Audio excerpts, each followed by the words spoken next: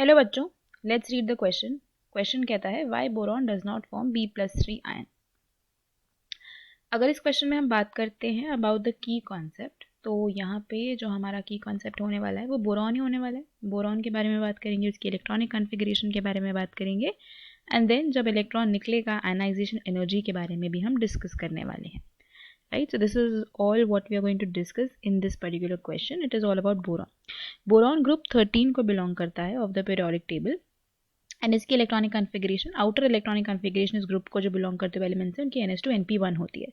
Boron की क्या हो जाएगी 1s2 2s2 2p1, क्योंकि बोरॉन का इलेक्ट्रॉनिक कॉन्फ़िगरेशन ये इसलिए है क्योंकि उसका एटॉमिक नंबर 5 है ना, उसका एटॉमिक नंबर 5 है, तो आउटर में 2s2 2p1 इसकी इलेक्ट्रॉनिक कॉन्फ़िगरेशन होगी। अब देखो बोरॉन की बात करते हैं, बेसिकली ग्रुप 13 के एलिमेंट्स की बात करते हैं, तो boron, aluminium, gallium, indium, thallium, ये आपके एलिमेंट्स हैं that belong to this group 13 जिनकी जनरल कॉन्फ़िगरेशन NH2 NP1 रहती है।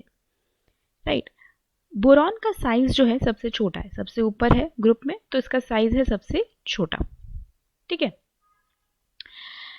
एंड अब देखो क्या होता है, अगर हम बात करते हैं आयनाइजेशन एनर्जी की, तो वो कब होती है जब इलेक्ट्रॉन इसमें से निकलता है ना। इलेक्ट्रॉन निकालना कितना आसान है या कितना मुश्किल, वो आयनाइजेशन एनर्जी से पता चलेगा।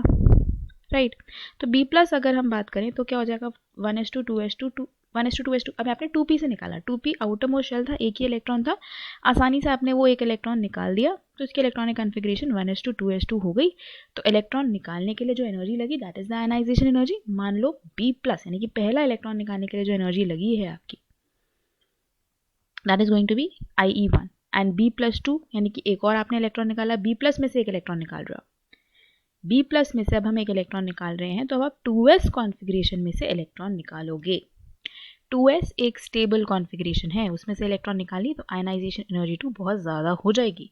जैसे जैसे पॉजिटिव चार्ज बढ़ता जाएगा, जैसे जैसे पॉजिटिव चार्ज बढ़ता जाएगा, साइज भी छोटा होता जाएगा, इलेक्ट्रॉन निकालना उतना ही मुश्किल होता जाएगा और उतना ज़्यादा अनस्टेबल होता जाएगा आपका आयन, क्योंकि जितना ज़्यादा पॉजिटिव आयन होगा उतनी ज़्यादा आयनाइजेशन एनर्जी बढ़ती जाएगी। जैसे B+3 में 1s2 है, आयनाइजेशन एनर्जी 3 बहुत ज़्यादा है, and B+3 becomes unstable because अगर टोटल हम आयनाइजेशन एनर्जी देखें B+, B+2 एंड B+3 की, तो इनमें बहुत ज़्यादा एनर्जी लगेगी 3 इलेक्ट्रॉन निकालने के लिए, जिसकी वजह से ये अनस्टेबल हो जाएगा। It will not be very very stable, बहुत ज़्यादा चार्ज है, वो नहीं एग्जिस्ट कर पाएगा।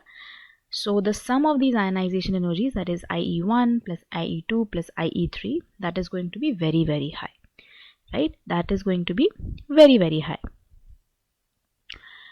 and इस वजह से, and because of this reason, because of this large amount of energy that will be required to remove this electron, boron will not form B+3. It will not form B+3 because अगर वो बनाता भी है तो वो बहुत unstable होगा, तो इस रीज़न के वजह से ही B+3 नहीं बनता। तो यही इस क्वेश्चन की करेक्ट एक्सप्लेनेशन है, यही इस क्वेश्चन का करेक्ट आंसर है। Hope you understood it well, best of luck.